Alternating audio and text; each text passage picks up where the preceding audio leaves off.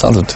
Numele meu este Andrei Bănică, am 30 de ani, sunt din București și sunt născut în zodia Scorpion. Îmi place muzica mai mult decât orice pe lume și nu mă imaginez făcând altceva în afară de asta. Hearts will play, tibi-tibi-day, tibi-tibi-day, like a gay tarantella. Proiectul Fabrica de Staruri a fost o provocare pentru mine pe care am acceptat-o cu entuziasm și sper să petrec cât mai mult timp alături de voi.